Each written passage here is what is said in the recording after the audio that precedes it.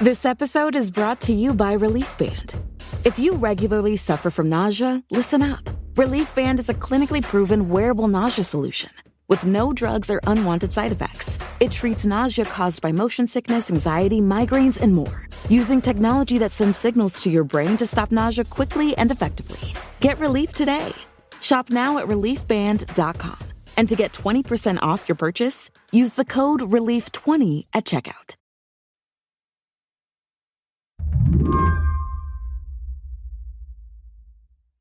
On Tuesday night, a very strange thing happened. Members of North Carolina's state legislature stayed at work late to pass new abortion restrictions. These are restrictions voters don't seem to want. Even so, the bill moved from thought experiment to settled law with remarkable speed. And what was crazy about it is that it was literally just hours shy of being 2 weeks to the day that the bill was introduced to the public. Rebecca Kreitzer was watching as legislators took to the floor of the State House to argue about all this. She teaches policy and political science at UNC. The House will come back to order. Technically, what happened Tuesday night was considered a debate. Mr. Speaker, I move that the House pass Senate Bill 20, Care for Women, Children, and Families Act. Would you characterize what took place last night as a debate? I would not characterize what happened in the House or the Senate last night as a debate. There were actually not very many proponents of the bill that spoke. A couple of them did, but there wasn't really debate or listening or engagement with the issue. The people who did speak at length were Democrats. For them, this bill was a 12-week abortion ban. Clear and simple. And the Democratic governor had already vetoed it once. Legislators got up and told stories about their own experiences with abortion, including a representative who was also a nurse who said she'd had 3 unviable pregnancies that she'd needed to terminate. This was the best decision for us. Not for all of us, for us. When I read this language of Senate Bill 20, all I see is the removal of the God-given right for myself and folks like me to make decisions for ourselves. That's all I see. Republicans, on the other hand, wanted credit for enacting something slightly less draconian than their colleagues in other states. Governor Cooper has said this bill is an effective ban on access to abortion in North Carolina. That is not true. This is no ban. Senate Bill 20 limits elective abortion after 12 weeks and provides important exceptions. Another myth is that Senate The Speaker pro tem, Sarah Stevens, she said, this is no ban on abortion. Yes. Is that true? That's an extraordinarily disingenuous argument because, of course, this bill, this new law really does restrict abortion substantially, especially to people in rural areas, making it out of reach for them. So it is essentially a ban. Listening to these Republican lawmakers, you might get the idea that their new law was something of a compromise. But Rebecca says, compromise is the wrong word to use here. One thing that one of the Republican speakers said, she insisted that the bill that passed this week is a mainstream approach to regulating abortion. Is it? No, of course not. This law is far more complicated than gestational bans, and the other aspects of the law are not popular at all. Today on the show, how North Carolina's new abortion bill became inevitable. Will its path offer a model for Republicans everywhere? I'm Mary Harris. You're listening to What Next? Stick around.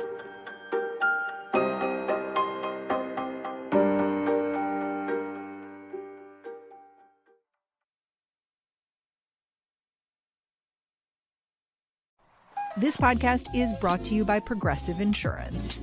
Whether you're driving, cooking, or doing laundry, Progressive knows the podcasts you listen to go best when they're bundled with another activity.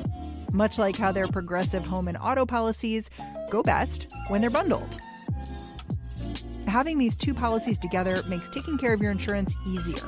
And it could help you save, too.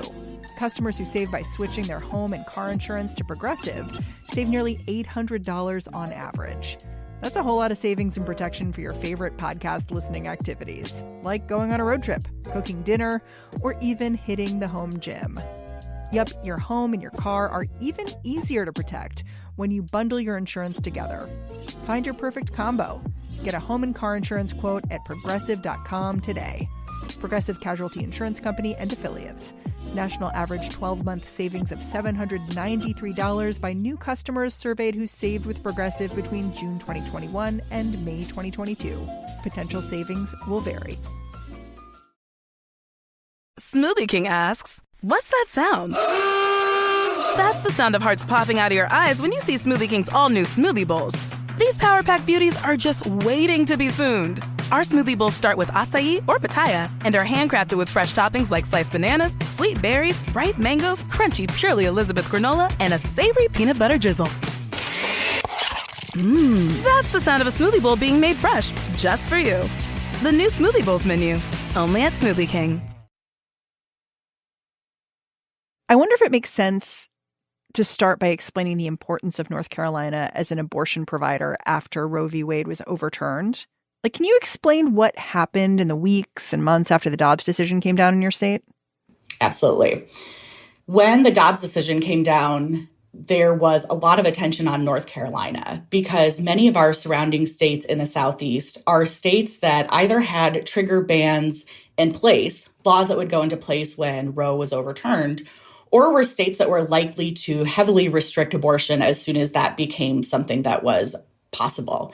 And in the first 6 months after Dobbs, the Society for Family Planning, which is a professional association, issued a report called the We Count Report, which indicated that North Carolina was one of the top abortion destination states in the country, in part because of its positionality in the Southeast, and that abortions were up by 37%.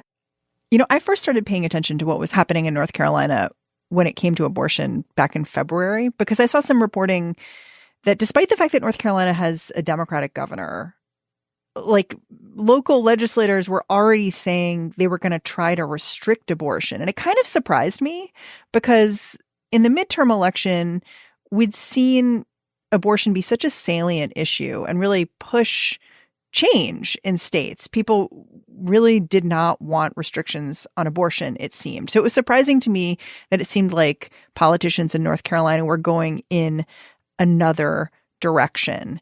When did you first see this begin to move locally? Long before that. North Carolina is infamously one of the most gerrymandered states in the country. And the election was very consequential in North Carolina. What happened was the state Supreme Court flipped from being democratically controlled to Republican controlled. And in fact, the Republican-controlled state Supreme Court has now reversed itself, reversing decisions that they decided only months earlier, purely because it's a new ideological balance on the court. And then when you looked at the state legislature, the General Assembly was within one vote of being a veto-proof supermajority. And what we saw about 6 weeks ago was one representative, Tricia Cotham, who campaigned and ran for her election on an abortion rights platform, switch parties to become a Republican, giving Republicans a veto-proof supermajority.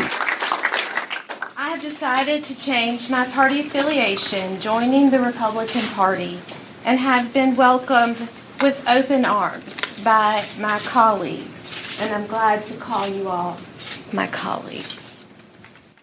In early April, at a press conference with her new Republican colleagues, Tricia Cotham made her switch official.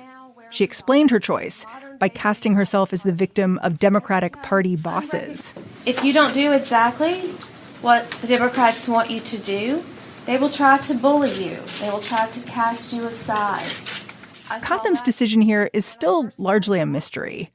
For years, she had been an on-again, off-again legislator, serving in the General Assembly, then dropping out to run for higher office. But then that didn't pan out.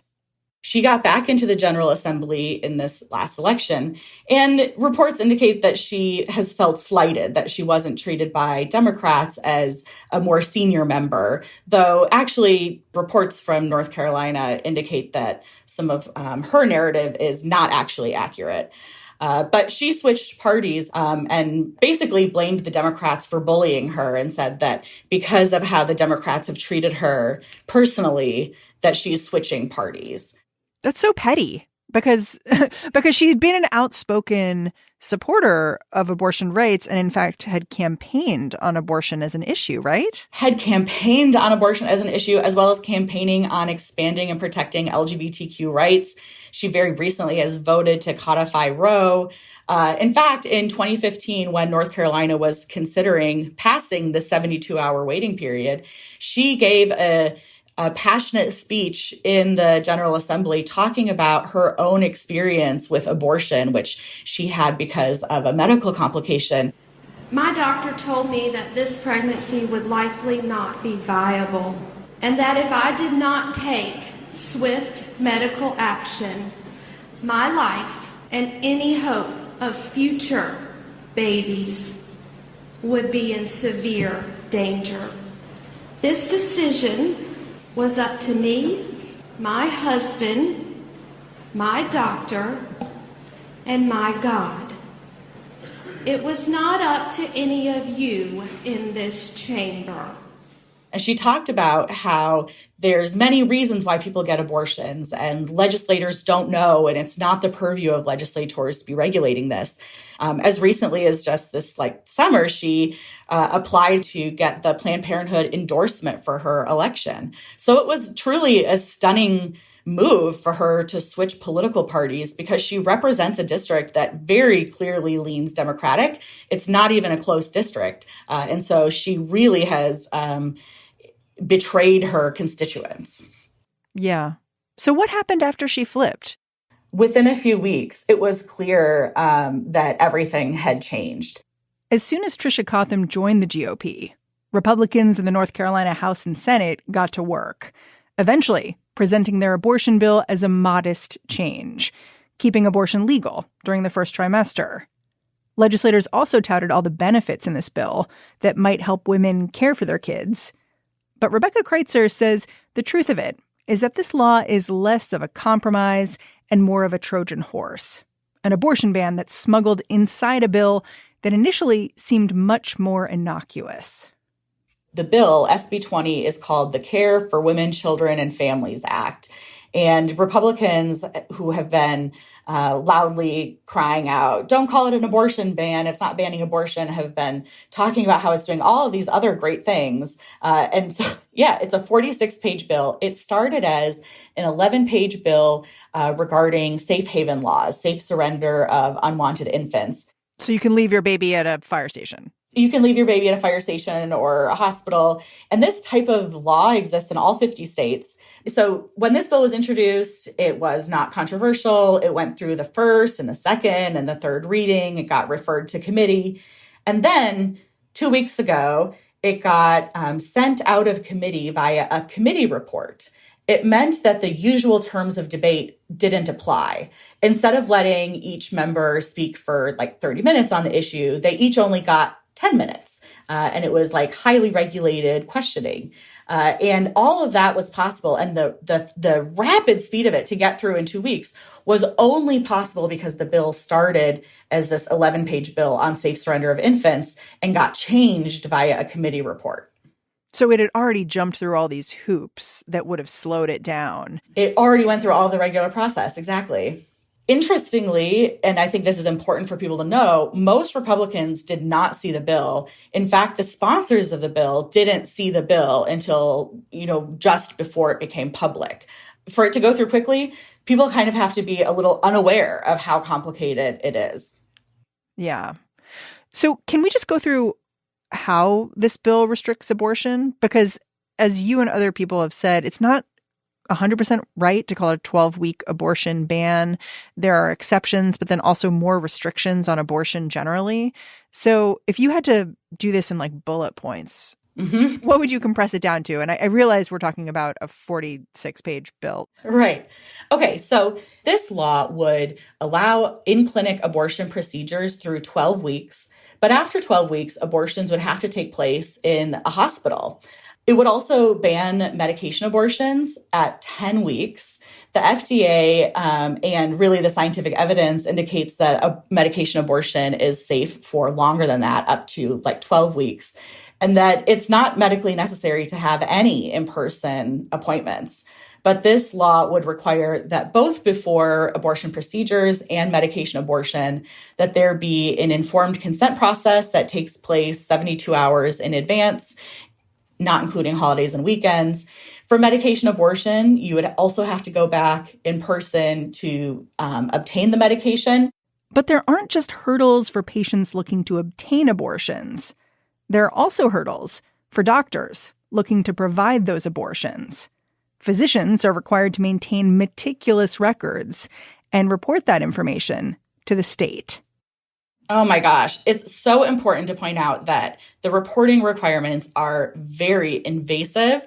So this law actually requires that 11 different pieces of information have to be reported with each report, including the identity of the physician and any referring physician. And this is for any abortion at any time. Any abortion, the location, date, and type of any surgical abortion, or the home or location where any abortion-inducing drug takes place, the patient's county, state, and country of residence, age, race, the patient's fertility history, including the number of live births, previous pregnancies, and number of previous abortions.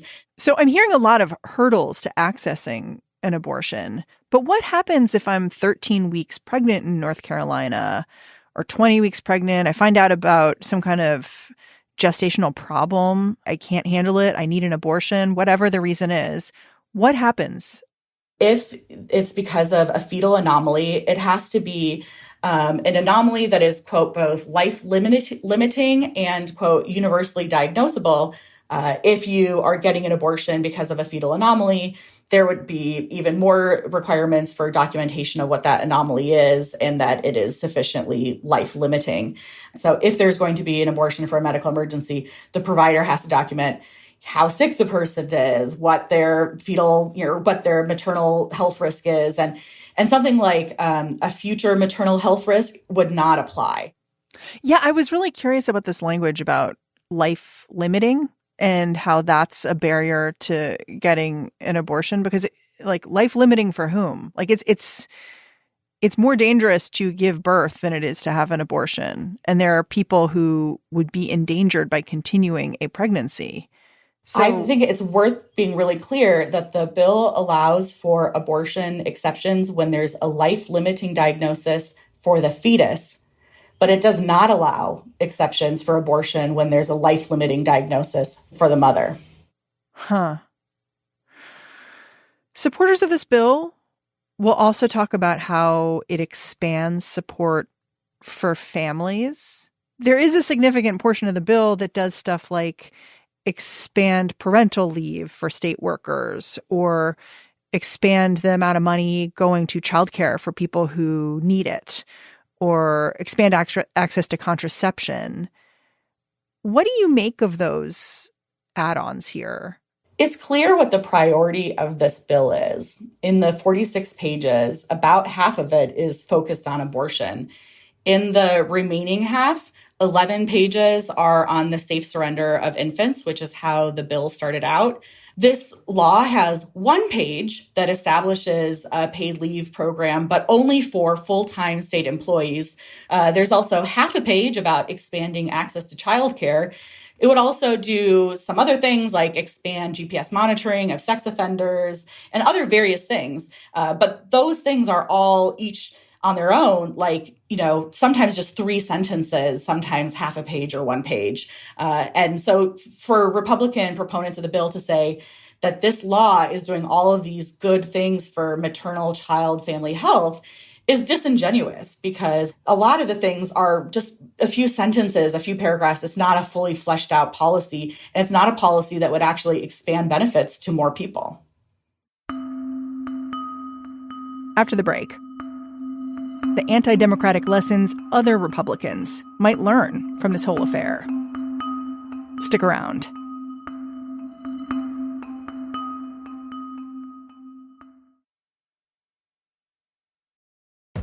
This episode is brought to you by Relief Band. If you regularly suffer from nausea, listen up. Relief Band is a clinically proven wearable nausea solution with no drugs or unwanted side effects. It treats nausea caused by motion sickness, anxiety, migraines, and more, using technology that sends signals to your brain to stop nausea quickly and effectively. Get relief today. Shop now at reliefband.com. And to get 20% off your purchase, use the code RELIEF20 at checkout. Hi, I'm Dahlia Lithwick, legal correspondent, author, and host of Slate's Amicus podcast. It's a show about the rule of law, the law, and the Supreme Court justices who interpret it for the rest of us. I wanted to give you a heads up about an exciting upcoming live event that we're doing on Wednesday, May 24th. Mark Joseph Stern and I will be live in D.C. to talk about the end of the court term and how we should be covering it as journalists. We are putting together an amazing roster of special guests, and for those who'd like to go all out on the event, there's going to be a happy hour before where you can meet me and Mark and some of our colleagues from Slate. Get more information at slate.com/live. Would love to see you there. And Slate Plus members, you'll get a special discount on tickets. You can find member event discount codes by signing into Slate and visiting your account.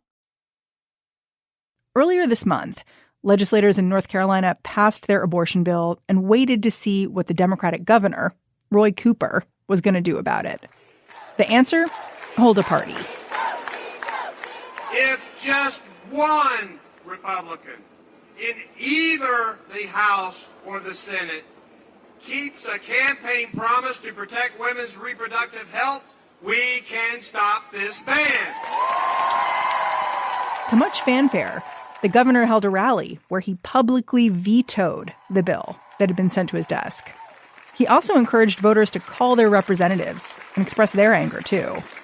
But that's going to take every single one of you to make calls, to send emails, to write letters. Tell them to sustain this veto. That's where this week's vote comes in.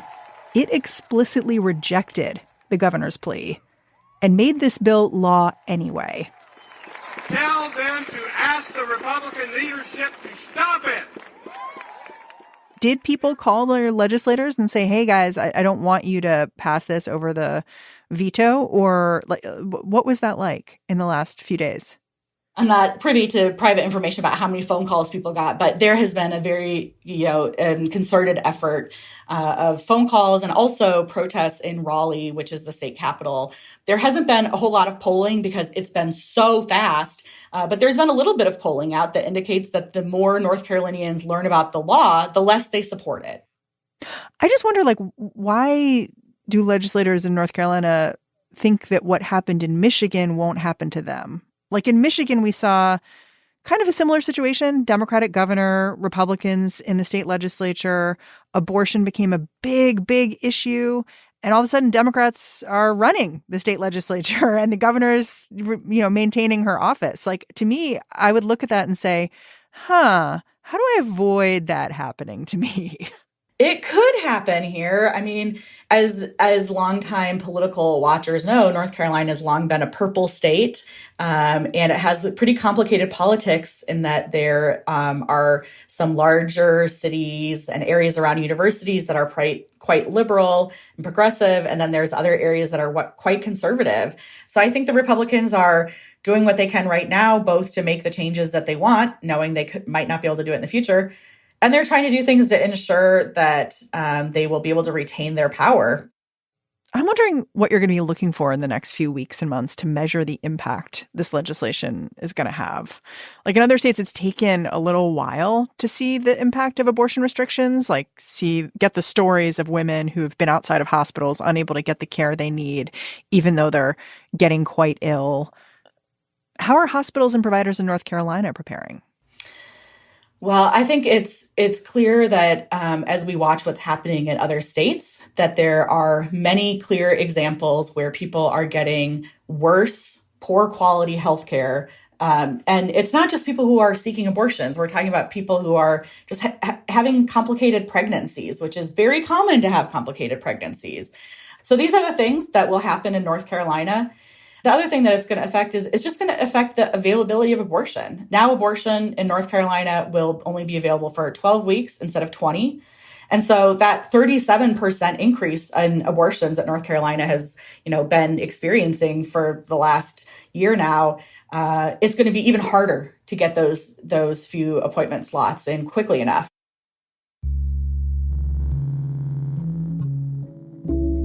Do you see this as kind of a trial balloon for Republicans nationally who are trying to figure out how to talk about abortion? Like, what is workable? I don't know if there's that much to learn about how to talk about abortion in North Carolina because it happened so quickly. There really wasn't that much talking happening. I think a lesson that other states might learn is that one way to get things through is through procedural anomalies and through, procedural shenanigans to get through unpopular legislation. And I worry that that anti-democratic message is the message that actually will be received. Rebecca, I'm so grateful for your time. Thank you so much for coming on the show. Thanks for having me. Rebecca Kreitzer is an associate professor of public policy at the University of North Carolina at Chapel Hill. And that's our show. What Next is produced by Rob Gunther, Elena Schwartz, Anna Phillips, Paige Osborne, and Madeline Ducharme. We are led by Alicia Montgomery with a little boost from Susan Matthews. Ben Richmond is the Senior Director of Podcast Operations here at Slate. And I'm Mary Harris. Go track me down on Twitter. I'm at Mary's Desk. I'm handing things off to Lizzie O'Leary and the What Next TBD crew for now. I'll be back in this feed on Monday. Catch you then.